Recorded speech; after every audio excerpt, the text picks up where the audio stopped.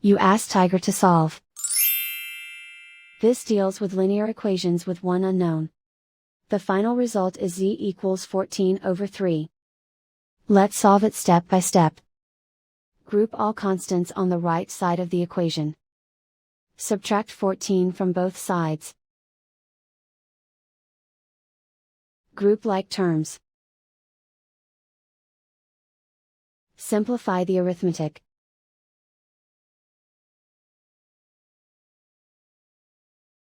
Isolate the z. Divide both sides by -3. Cancel out the negatives. Simplify the fraction. Cancel out the negatives. And so the final result is z equals 14/3.